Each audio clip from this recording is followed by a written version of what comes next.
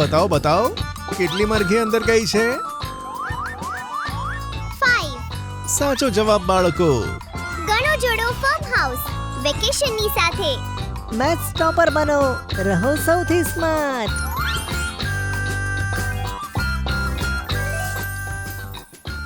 Link છે ડિસ્ક્રિપ્શનમાં. ટૂન kids games download કરો અને ફન શરૂ કરો ફક્ત પ્લે સ્ટોર પર. Republic day. કોલોનીમાં એક નવા ઉત્સાહની લહેર હતી કારણ કે રિપબ્લિક ડે આવવાનો હતો. ગટ્ટુ, ચિંકી અને તેમના મિત્રો રિપબ્લિક ડેના સેલિબ્રેશનનું પ્લાનિંગ કરતા હતા. રિપબ્લિક ડે ને ફક્ત એક જ અઠવાડિયું બાકી છે. કોઈએ કાંઈ વિચાર્યું છે કે આ વખતે આપણે આ દિવસને કેવી રીતે સેલિબ્રેટ કરીશું? સૌથી પહેલા પાર્કમાં તિરંગો લહેરાવીશું અને પછી આપણે નેશનલ એન્થમ ગાઈશું. હા, એ તો આપણે કરીશું જ, પણ એની સાથે આપણે કંઈક નવું કરીએ. નવું એટલે કે પેટ્રિયોટિક પ્લે. એક એવું નાટક જેમાં દેશભક્તિ હોય, આપણા નેશનલ હીરોઝની વાર્તા હોય. આ તો બહુ સારો આઈડિયા છે ચિંકી. શું કહો છો મિત્રો? ચિંકીનો આઈડિયા બધાને બહુ પસંદ આવ્યો. હવે ફક્ત જરૂર હતી સ્ક્રિપ્ટની. આ જવાબદારી ચિંકી અને પિંકીએ ઉઠાવી. ગટ્ટુ પ્લેને ડાયરેક્ટ કરવાનો હતો અને બંટી અને મોન્ટીનું કામ હતું કોસ્ચ્યુમ્સ અને પ્રોપ્સ ભેગા કરવાનું. ચિંકીએ ઘણી મહેનતથી સ્ક્રિપ્ટ પર કામ કરવાનું શરૂ કર્યું, જેમાં મમ્મી તેને મદદ કરતી હતી. જો ચિંકી, તારે સ્ક્રિપ્ટમાં 2 વસ્તુનું ધ્યાન રાખવાનું છે. પહેલું, 1940s ના સમયમાં જે લીડર્સ ભારતની આઝાદી માટે લડી રહ્યા હતા, જેમ કે સુભાષચંદ્ર બોઝ, મહાત્મા ગાંધી, અને બીજું, આઝાદી પછી જેમણે સંવિધાન બનાવવાનું કામ કર્યું, જેમ કે ડોક્ટર B.R. આંબેડકર. સંવિધાન આટલું ઇમ્પોર્ટન્ટ કેમ છે મમ્મી? એમ વિચારો કે રૂલ બુક વગર ક્યારેય કોઈ વસ્તુ કામ કરે ખરી? સ્કૂલમાં પણ રૂલ્સ હોય છે. ટીચર્સ અને સ્ટુડન્ટ્સના રોલ્સ અને રિસ્પોન્સિબિલિટીઝ પહેલાથી નક્કી કરેલા હોય. તે રૂલ્સને ફોલો કરીને જ એક સારી સ્કૂલ બને છે. બસ તેમ જ તેવી જ રીતે સંવિધાનમાં દેશને ચલાવવા માટેના રૂલ્સ હોય છે. તેમને ફોલો કરીને જ આપણે એક સારો દેશ બનાવી શકીએ છીએ. એટલા માટે સંવિધાન ખૂબ જ ઇમ્પોર્ટન્ટ હોય છે. સમજી ગયા મમ્મી. બીજા દિવસે સાંજે બધા બાળકો કોલોનીના પાર્કમાં મળે છે. બિંગો પણ તેમની સાથે એક્સાઇટેડ થઈને ફરી રહ્યો હતો. ચિંકીએ બધાને સ્ક્રિપ્ટ વાંચીને સંભળાવી અને ગટ્ટુ બધાને તેમનો રોલ સમજાવવા લાગ્યો. બંટી બનશે મહાત્મા ગાંધી અને હરી બનશે B.R. આંબેડકર. અને હું? તું બનીશ British prime minister Winston Churchill. આ રોલ મારી ઇંગ્લિશ સાંભળીને નથી આપ્યો ને? ના, તારા તોફાની નેચર ઉપરથી લાગ્યું કે અંગ્રેજ વિલનનો રોલ તું સારી રીતે કરીશ. અને ગટ્ટુ, તું શું બનવાનો છે? ગટ્ટુ બનશે નેતાજી સુભાષચંદ્ર બોઝ. અને ચિંકી બનશે મારા INA ની કેપ્ટન લક્ષ્મી સહેગલ. તો ચાલો હવે રિહર્સલ શરૂ કરીએ. અને આ રીતે બધા બાળકોએ રિપબ્લિક ડેના પેટ્રિયોટિક પ્લેના પ્રેક્ટિસની શરૂઆત કરી દીધી. ગટ્ટુ તો સ્કૂલમાં પણ તેના રોલની પ્રેક્ટિસ કરતો હતો. એકવાર ક્લાસમાં તેની પાસે બેઠેલા સ્ટુડન્ટે તેને કહ્યું કે, ગટ્ટુ, તું મને તારી પેન્સિલ આપી શકે? ના, तुम मुझे खून दो, मैं तुम्हें आजादी दूंगा. આ સાંભળી બધા બાળકો જોરથી હસવા લાગ્યા. એક બાજુ ગટ્ટુ હંમેશા પ્રેક્ટિસ મોડમાં રહેતો હતો અને બીજી બાજુ મોન્ટીને તેની લાઇન્સ યાદ જ નહોતી રહેતી. સાંજની પ્રેક્ટિસ સેશનમાં તે હંમેશા તેની લાઇન્સ ભૂલી જતો. You Indians are not fit to play cricket. અરે, પ્લે ક્રિકેટ? ના મોન્ટી, રૂલ અ કન્ટ્રી. અરે યાર, હું વારંવાર આ જ લાઈન મિસ કરું છું. મોન્ટીની ભૂલવાની આદતની સાથે સાથે પ્રેક્ટિસમાં ઘણી બધી મુશ્કેલીઓ આવતી હતી અને એક તોફાનની પાછળ તો બિંગોનો હાથ હતો. અરે, મારો ચશ્મો ક્યાં ગયો? ચશ્મા વગર તો ગાંધીજી વાળો લુક પૂરો નહીં થાય. ત્યાં ચિંકીની નજર પડે છે બિંગો પર, જે ગાંધીજીનો ચશ્મો મોઢામાં દબાવીને આમ તેમ દોડતો હતો. બિંગો ઉભો રહે. લાગે છે બિંગોને પણ આપણા પ્લેનો ભાગ બનવું છે.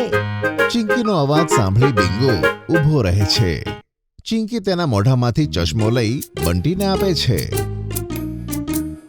બિંગોને આપણા પ્રોપ્સનો મેનેજર બનાવીએ તો આ સારો આઈડિયા છે.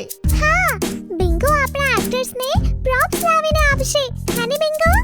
ગટુ ચિંકીએ બિંગોને પ્રોપ મેનેજર બનાવી દીધો અને રિહર્સલ દરમિયાન બિંગો બધા એક્ટર્સને તેમના પ્રોપ્સ લાવીને આપતો હતો.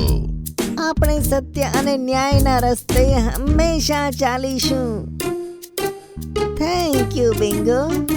આપણો નારો હશે દિલ્હી ચલો. અમે અંગ્રેજોને હરાવીને જ રહીશું.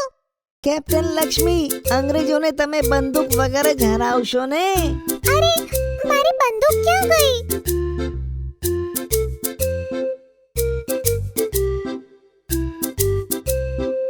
Thank you bingo. શાબાશ બિંગો. આ પણ આપણો ઇન્ડિયન નેશનલ આર્મીનો હિસ્સો બની ગયો છે. આ રીતે પૂરા જોશની સાથે બધા બાળકોએ પેટ્રિયોટિક પ્લેની પ્રેક્ટિસ કરી અને જોતજોતામાં રિપબ્લિક ડે આવી ગયો. 26 જાન્યુઆરીની સવારે આખી કોલોનીમાં ઘણી રોનક હતી. બધાના ચહેરા દેશપ્રેમથી ખીલ્યા હતા અને ખૂબ જ જલ્દી કોલોનીના બધા લોકો પાર્કમાં ઝંડો લહેરાવવા આવી ગયા. મિત્રો, આજનો દિવસ બધા માટે ગર્વનો દિવસ છે અને આ પ્રસંગે તિરંગો લહેરાવવા આપણી વચ્ચે હાજર છે રિટાયર્ડ કર્નલ બક્ષી. થોડા દિવસો પહેલા જ કર્નલ બક્ષી મિલિટરીમાંથી રિટાયર્ડ થઈને કોલોનીમાં રહેવા આવ્યા હતા. બધાએ તાળીઓ વગાડીને કર્નલ બક્ષીનું સ્વાગત કર્યું અને પછી તેમણે તિરંગો લહેરાવ્યો. હવામાં લહેરાતા તિરંગાથી અને જણ ગણ મનના ગીતથી આખો માહોલ દેશભક્તિથી ભરાઈ ગયો. નેશનલ એન્થમ ખતમ થયા પછી સેક્રેટરી અંકલે એનાઉન્સમેન્ટ કર્યું, રિપબ્લિક ડેના સેલિબ્રેશનને ખાસ બનાવવા માટે ગટ્ટુ ચિંકી અને તેમના ફ્રેન્ડ્સે એક પેટ્રિયોટિક પ્લે તૈયાર કર્યું છે. હવે આપણે ક્લબ હાઉસમાં તે પ્લેને જોવા જઈએ છીએ. જૂતામાં ક્લબ હાઉસનો હોલ દર્શકોથી ભરાઈ ગયો. સ્ટેજ પર ગટ્ટુ ચિંકી, હરી, મોન્ટી અને બંટી તેમના કોસ્ચ્યુમની સાથે આવે છે. પિંકી નરેશનનું કામ કરતી હતી. અને હવે એક ઝલક તે મહાન હસ્તીઓની, જેમના કારણે આજે આપણે આ રિપબ્લિક ડે ઉજવી રહ્યા છીએ. પ્લે શરૂ થયો અને બંટી મહાત્મા ગાંધીના રૂપે પદયાત્રા કરતો સ્ટેજ પર જોવા મળ્યો. ઘણા બાળકો તેની પાછળ પાછળ ચાલતા હતા અને તેમના હાથમાં બેનર્સ હતા જેના પર લખ્યું હતું, ક્વિટ ઇન્ડિયા. ભારતને જોઈએ હવે પૂરી આઝાદી. અંગ્રેજ ભારત છોડો. સ્ટેજ ખાલી થયું અને Monty British prime minister Winston Churchill બનીને આવે છે. અંગ્રેજી કોટ અને હાથમાં ન્યૂઝપેપર લઈને વાંચતો હતો. Quit India, what nonsense. જો અમે ભારત છોડ્યું તો અહીંયા સરકાર કોણ ચલાવશે? Indians are not fit to rule themselves. મોન્ટીનો ડાયલોગ બોલવાનો અંદાજ ઘણો ઇમ્પ્રેસિવ હતો. સ્ટેજની પાછળ ચિંકી હસતા બોલી કે, મોન્ટીની પ્રેક્ટિસ આજે કામ આવી. મને ડર હતો કે તે આજે પાછું ના બોલી દે કે Indians are not fit to play cricket. અરે ગટ્ટુ ચિંકી, હવે તમારા બંનેનો વારો છે. ગટ્ટુ ચિંકી સ્ટેજ પર આવે છે અને દેશભક્તિ અને બલિદાનથી ભરેલી સ્પીચ આપે છે. તેમના પરફોર્મન્સ પર સૌથી વધારે તાળીઓ પડે છે. तुम मुझे खून दो, मैं तुम्हें आजादी दूंगा. ચલો દિલ્હી, આઝાદી હવે દૂર નથી. આ બધાની મહેનત અને બલિદાનથી ભારત આખરે આઝાદ થયું. પણ જે મહાન દેશનું આપણે નિર્માણ કરવા માંગતા હતા, તેના માટે જરૂરત હતી એક સંવિધાનની. તે કામ કર્યું ડોક્ટર B.R. આંબેડકરે. અને પછી આવે છે હરી, ડોક્ટર B.R. આંબેડકર બનીને. ભારતના સંવિધાનનું નિર્માણ થતા જોઈને બધાના દિલોમાં ગર્વની અનુભૂતિ થાય છે. આઝાદ ભારતની આત્મા હશે આ સંવિધાન. જેને આપણે લાગુ કરીશું 26મી જાન્યુઆરી 1950 થી અને આ દિવસને આપણે દર વર્ષે યાદ કરીશું રિપબ્લિક ડે મનાવીને. ગટ્ટુ, ચિંકી અને બધા બાળકો સ્ટેજ પર પાછા આવે છે, પોતપોતાના હાથમાં તિરંગો લઈને. મમ્મી પપ્પા ઘણા ગર્વથી તેમની તરફ જોતા હતા. બિંગો પણ ખુશ થઈને એપ્રિશિએટ કરે છે. રિપબ્લિક ડે નું આ સેલિબ્રેશન ખરેખર યાદગાર બની ગયું હતું. જય હિન્દ. જય હિન્દ.